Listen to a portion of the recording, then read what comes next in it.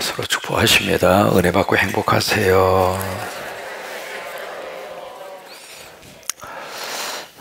어느 해변가에서 있었던 일입니다. 그쪽 지역에 수심은 깊은데 거기에 암초가 그렇게 많아서 그쪽 해변가에 이 배가 항해를 하다가 잘못 들어오면 그 암초에 부딪혀서 그렇게 많은 사건과 사고가 일어나는 그런 지점이 있었습니다.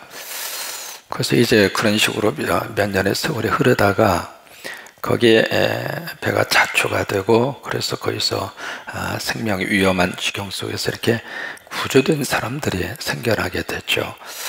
그 사람들이 가만히 생각해 보니까 여기에 이제 위험한 지역이니까 뭔가 구조대원이 필요하다 이렇게 생각을 하고 자진해서 거기서 이제 구조 활동을 펼치기 시작을 합니다. 그래서 이제 한 사람, 두 사람 거기서 침몰 직전에 죽어가는 사람들이 이제 구조가 된 거죠. 점점 그 구조된 사람들이 고맙고 자기가 살아나는 것에 대해서 감사하니까 구조대원들이 늘어났어요. 늘어나다 보니까 어느 날 한 사람이 그렇게 제안을 합니다.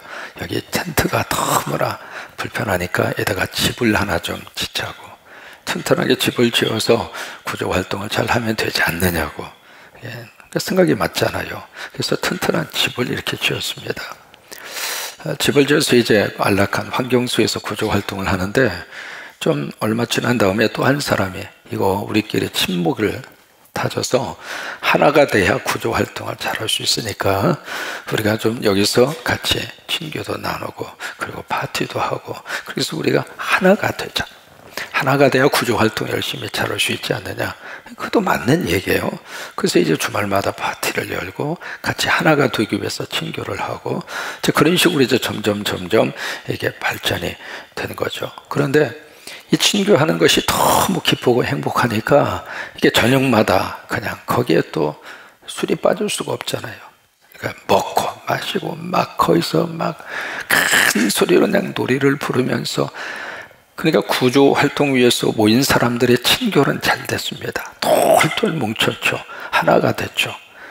그런데 그 건물 안에서 그렇게 휘황찬란한 조명 속에서 춤추고 노래 부르고 떠드는 그 소리가 너무 크다 보니까 저 밑에 절벽에서 암초에 부딪혀서 지금 침몰된 그 배에서 살려달라고 하는 그 사람들의 소리가 안 들리는 거예요. 하나님이 왜 교회를 세우셨을까? 우리끼리 모여서 친교하고 하나가 되고 그거 위해서 세운 게 아니에요. 세상을 살리라고. 그러라고 하나님이 세워주셨는데 언제부턴가 교회는 그냥 건물 안에 갇혀서 우리끼리 하나가 되어야 되고 우리끼리 친목을 해야 되고 우리끼리 서로 마음과 사랑을 나눠야 되고 그거 하나 때문에 밖에서 막 지금 죽어가면서 외치는 그 영혼들의 소리가 안 들리면 안 된다 이 말이에요. 그 소리를 들을 줄 아는 교회와 성도가 되어야 깨어있는 사람이에요. 우리가 영혼을 구원하고 살리는 일이 뭘까요? 그것이 바로 전도이고 그것이 바로 선교입니다. 그것은 선택이 아닙니다. 왜 이렇게 교회에서 단교 선교팀을 보내고 그리고 목사가 가서 헌당을 하고 그런 생각이 이제 들지 모르겠습니다. 한 번씩 이동할 때마다 생각 이상의 많은 물질을 거기에다가 쏟아 부어야 되고 물론 교회 예산도 들어갑니다만은 본인들의 돈도 굉장히 많이 들어가거든요. 티켓도 사셔야 되고 먹고 사는 것도 본인이 내셔야 되고 거기다가 또 시간도 내셔야 되고 이번에 가신 27명 선교사님들 가운데 직장 다 휴직하고 그리고 휴가 받아가지고 가신 분도 있거든요. 사업 뒤로 하고 그리고 가시는 분들이 있거든요. 내가 해야 할 중요한 일들 없어서 가는 게 아닙니다. 그 일들이 있음에도 불구하고 가게도 문을 닫고 그리고 가시는 분도 있단 말이에요. 여러분 왜 그래요? 사람 살리는 일이 가장 중요한 일이기 때문에 영혼을 구원하는 일이 급선무이기 때문에 그것 때문에 그래요. 오늘 27번째 띠박이라고 하는 지역에 십자가 세운 헌당 하나님 앞에 하고 옵니다. 28번째 투보라고 하는 지역에 살림초소를 만들어서 하나님 앞에 바치고 올 것입니다. 어제는 우간다에서 전화가 왔습니다. 거기에 이번에 부탁을 했던 교회당에 잘 완성이 됐다고.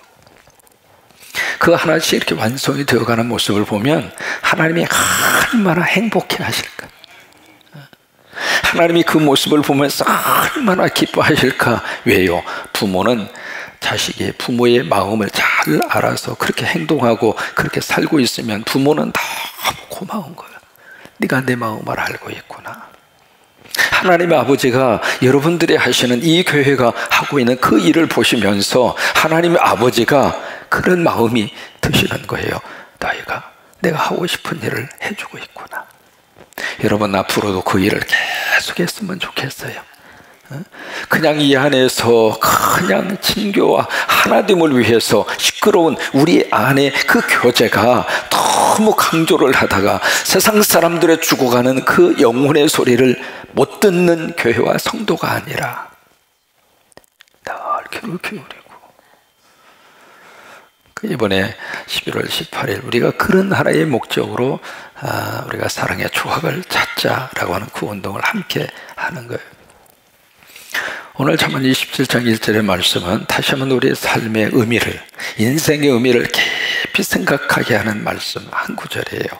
1절에 보시면 너라고 그랬습니다. 다른 사람이 아닙니다. 바로 너. 각자의 인생을 향하여 하나님이 이 말씀을 주시고 있어요. 너 내일 자랑하지 마. 내일 내가 뭐 어떻게 하고, 내일 뭐 아파트 값이 올라가고, 내일 뭐가 되고 그 자랑하지 말라 그 말이에요. 그거 꺼내놓고 남들 앞에서 폼 잡고 그러지 말라 그 말이에요. 그러면서 하시는 말씀이 하루 동안 무슨 일이 일어날지도 모르잖아. 우리가 내일을 이야기하고 있는 그 사이에 지금 내가 살고 있는 시간은 오늘밖에 없는 거예요. 이 오늘 하루 동안에 내 인생 속에 무슨 일이 어떻게 일어날지 너 알아? 오늘도 모르고 살면서 내일까지 생각하고 살아? 그러지 마. 그건 지혜로운 삶이 아니라고 하는 거예요. 그것은 결코 바르게 사는 삶의 모습이 아니라고 하는 거예요. 여러분, 오늘 이 1절의 말씀이 우리 마음속에 깊이 아멘 하지 않을 수가 없는 거예요. 우리는 알고 사는 게 아닙니다. 모르고 살아요. 모르고 살기 때문에 지금까지 살아온 것처럼 오늘도 그렇게 살았으면 좋겠다, 그 희망이 있는 거예요. 내가 어제까지 건강하게 살은 것처럼, 어제 아무 무리 없이 살은 것처럼 오늘도 내가 그렇게 살았으면 좋겠다, 그런 바람을 가지고 살고 있고, 또 하나, 믿음의 사람은 무엇으로 사는가? 알고 사는 것이 아니라 믿고 사는 거예요. 그게 믿음의 사람이에요. 우리 갈라디아서로 한번 가보실까요? 갈라디아서 2장 20절에 한번 가보시죠.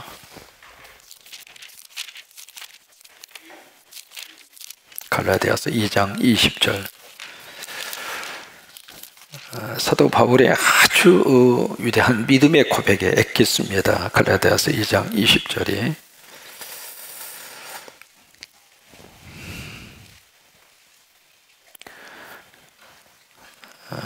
같이 한번 찾으셨으면 하겠습니다. 내가 그리스도와 함께 십자가에 못 박혔나니 그런즉 이제는 내가 사는 것이 아니요 오직 내 안에 그리스도께서 사시는 것이라. 이제 내가 육체 가운데 사는 것은 나를 사랑하사 나를 위하여 자기 자신을 버리신 하나님의 아들을 믿는 믿음 안에서 사는 것이다. 그러니까 나는 지금 알고 사는 것이 아니라 나는 믿고 산다 그 말이에요. 흔히 우리가 그렇게 이야기하잖아요. 집을 나가면서 돌아오겠습니다, 다녀오겠습니다. 말할 수 있는 자유는 있지만 그 자리에 다시 다녀올 수 있도록 보장된 인생을 사는 사람은 없어요. 그 길로 영원히 갈 수도 있고, 그 길로 무슨 사건과 사고를 만나서 원치 않는 병원으로 실려갈 수도 있고, 그게 인생이라고 하는 거예요. 그걸 부정할 수가 없는 거예요. 그 속에서 우리가 매일매일을 살아가는 거예요. 그러니까 결국 우리는 확신과 믿음 속에서 살지 않으면 매일매일이 불안한 거예요. 왜? 어차피 우리 존재 자체가 그래요. 우리 야고보서로 가서 한 구절만 더 찾아보시겠습니다. 야고보서 4장으로 한번 가보실까요? 야고보서 4장 히브리서 다음에 만날 수 있는 성경이 야고보서입니다. 야고보서 4장 13절 14절.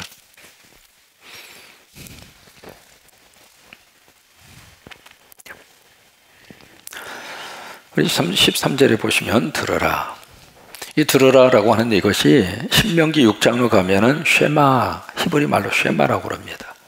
그거하고 이제 같은 그런 의미를 가지고 있는 단어거든요. 들어라. 그러니까 이 말씀을 들어라라고 하는 말씀이 나왔을 때에는 온 마음과 거기다 신경을 기울여서 집중해라 그 말이 되겠죠. 너희 중에 말하기를 오늘 내일 우리가 어떤 도시에 가서 1년 동안 거기에 머물면서 내가 거기서 비즈니스를 하고 장사를 하고 그렇게 해서 이익을 보리라는 자들아. 그러니까 여기에 복수입니다. 그러니까 여러 가지 사업 계획을 가지고 어떤 나름대로 어떤 스케줄을 짠 거죠. 나름대로 어떤 계획을 지금 짜고 있는 것이죠. 여러분, 그 계획 자체가 성경이 나쁘다. 그 말씀하고 있는 내용이 아닙니다. 계획은 세우셔야 돼요.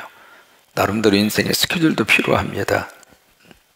근데 그런 계획을 가지고 있는 자들아, 14절에 보시면 내일 일을 너희가 알지 못하는도다. 그렇게 계획은 세우고 있지만은 그 계획 그 자체에 대한 것은 내일이거든요. 미래라 그 말입니다. 현재가 아니라 미래에 대한 스케줄을 우리가 가지고 있지만은 그 미래에 대해서는 내 수관이 아니라 그 말이에요. 미래는 철저히 누구 수관인가? 하나님의 손에 있다 이 말이에요. 그래서 내일 일을 너희가 알지 못하는도다. 그러면서 하시는 말씀이 근본적인 질문을 던집니다. 네 생명 무엇이냐? 네 목숨 뭐야? 그 말이에요. 너희는 잠깐 보이다가 없어지는 안개다. 이게 성경 여러 군데에서 인생에 대한 정의를 여러 가지로 말씀을 내리고 있거든요. 베드로서에 가서 보시면 하나님이 거기서는 인생은 풀이다. 시편에 보시면 모세를 통해서 하나님의 인생은 잠깐, 그것도 70이고 80인데 그것도 고통과 슬픔이고 그것도 신속히 날아가는 것이 인생이다. 여기서는 인생은 안개다. 그것도 인생의 안개인데 그 안개가 바로 뭐냐면 잠깐 보이다가 없어지는 안개다. 여기 인생의 어떤 그 부정할 수 없는 본질을 이야기를 하고 있는 거죠. 인생은 결국 사람은 연약하다 그예요. 참 강한 것 같지만 사람 참 약합니다. 몸이 전체 구조 속에서 피가 계속 지금 돌고 있잖아요. 그 피가 어느 한 군데만 막히더라도 그때부터 우리는 마비 증상이 나옵니다. 이 몸의 전체 구석구석 속에 실필줄로 연결되어져 있는 복잡하게 이를 데 없는 이 신체 조기 속에 어느 한 군데만 문제가 생겨도 전체가 다 약해요. 큰 소리 칠 거 없습니다. 그러니까 우리가 1분 1초 그 앞을 우리가 모르고 살거든요. 그러니까 그것이 바로 인생이라고 하는 거예요. 결국 내가 약하다고 하는 것은 뭘 느끼게 하느냐면 강한 분은 하나님밖에 없는 거예요. 그래서 우리가 그 강하신 주님을 의지해야, 그래야 우리가 마음 편하게 살아갈 수 있지, 만약에 그 강하신 하나님이 없으면은 날마다 그 연약함 때문에 늘 주저할 수밖에 없고 늘 불안에 떨면서 살 수밖에 없다고 하는 거예요. 여기 인생이 안개다라고 하는 것은 인생이 짧다 그 말이죠. 살아보면 그러잖아요. 벌써 그렇게 흘러갔나.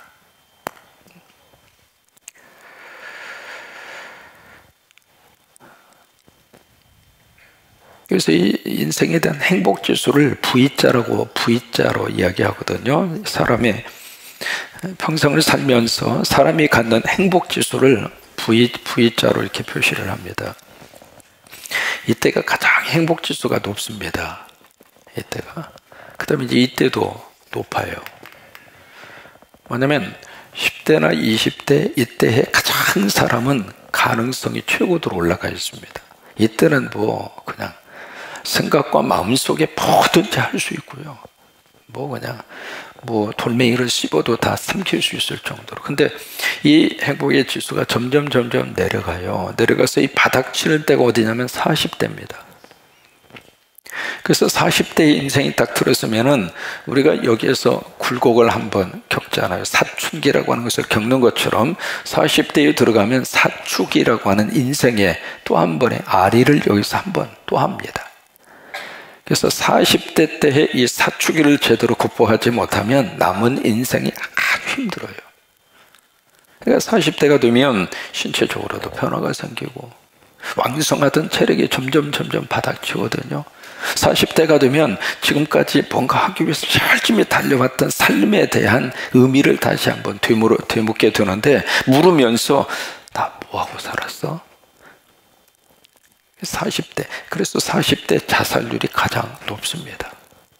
이 사축이라고 하는 이것을 극복하지 못하면 극단적인 선택을 하는 거예요. 그러다가 여기서 뭔가 딛고 일어서고 치고 일어나는 사람은 점점 그래서 천국 가기 전에 천국에 대한 소망과 믿음을 가지고, 그리고 마지막 하나님 감사합니다, 그리고 천국 갈 수 있는 거예요. 그러니까 안개라고 하는 것은 참 우리 인생 자체가 아주 짧다라고 하는 거예요. 아주 짧다. 세 번째, 인생은 안개라고 하는 것은 죽을 확률이 100%다 그 말이에요. 여러분, 비행기가 사고 날 수 있는 확률이 얼마인 줄 알아요? 400만 분의 1입니다. 비행기가 그 사고 날 수 있는 확률이. 벼락 맞을 수 있는 확률이 얼마일까? 혹시 우리 가운데 벼락 맞은 분 계세요? 벼락 맞을 수 있는 확률이 800만 분의 1입니다.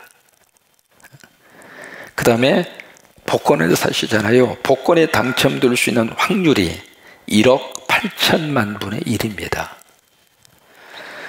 그 다음에 흔히 여러분들이 미국에 가셔서 라스베가스에 가시잖아요. 거기에 이제 도박을 해서 대박이 잭박이 터질 수 있는 그 확률이 2억 만분의 1입니다. 그런데 죽을 확률은 몇 프로예요? 100%예요. 죽을 확률은. 그러니까 비행기 사고 날 확률이 400만 분의 1인데 거기에 대해서는 막 불안하면서, 거기에 대해서는 뭔가 이렇게 준비를 하면서 내가 죽을 확률은 100%라 이 말이에요.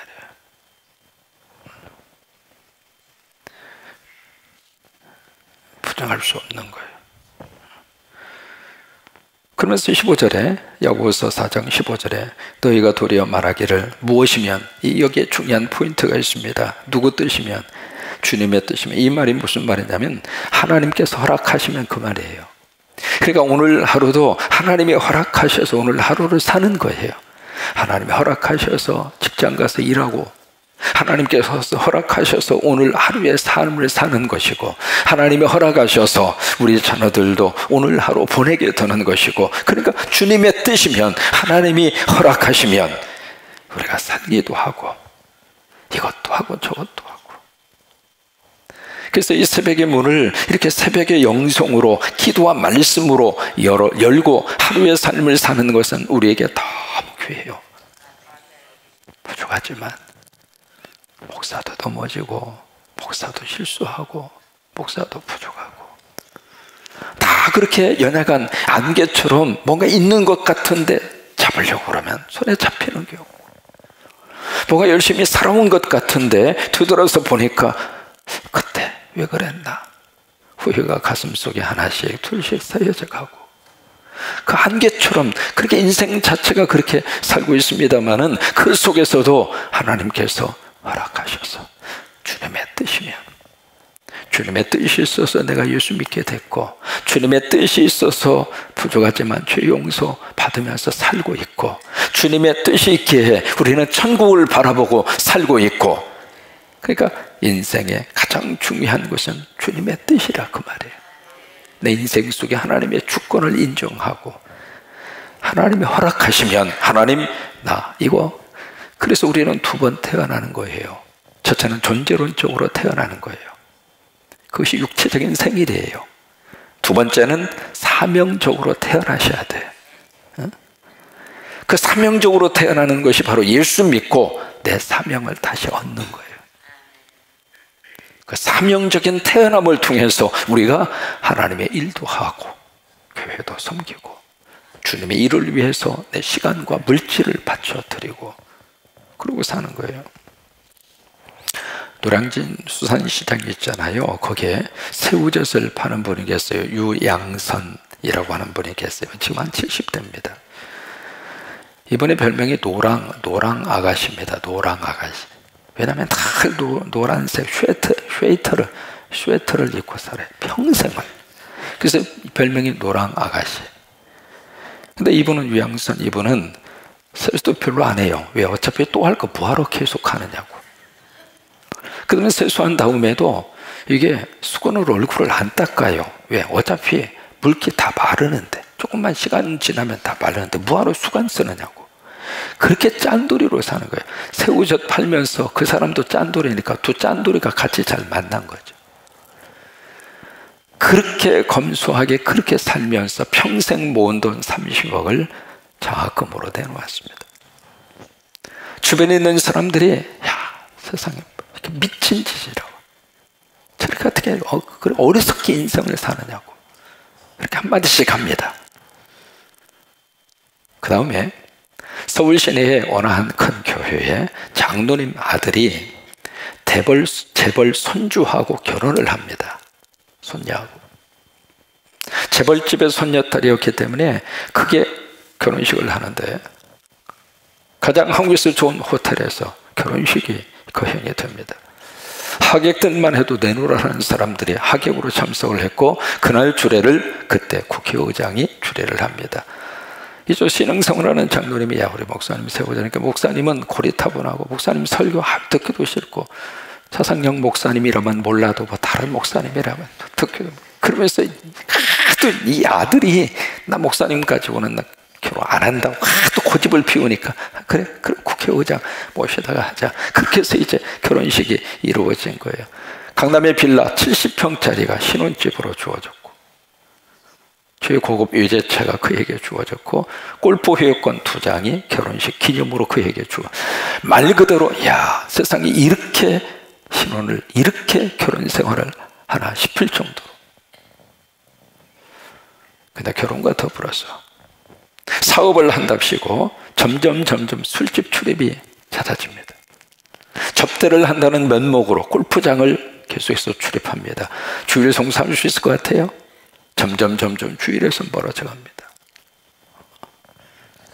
그러다 결국 이 친구가 도박에 손을 대고 공금 횡령죄로 수갑을 쳤고 그 결혼생활 정확하게 3년 4개월 8일 만에 결혼생활 파탄났습니다. 보실까요? 누가 잘 사는 겁니까? 새우젓 장사입니까? 아니면 재벌 손주하고 겁한나게 결혼식에서 그렇게 시작한 그 친구입니까?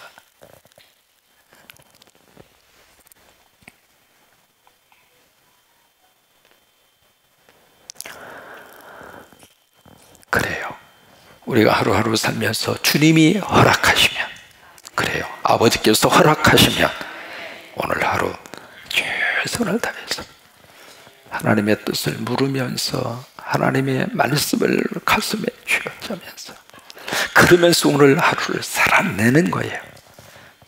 그 살아내는 그 과정 자체가 쉽지 않지만 넘어지기도 하고 막 화가 나기도 하고 감정이 상하기도 하고 그렇지만 그 속에서 다시 한번 하나님의 뜻을 물으면서 오늘 하루를 아버지 붙잡고 살아가는 거예요.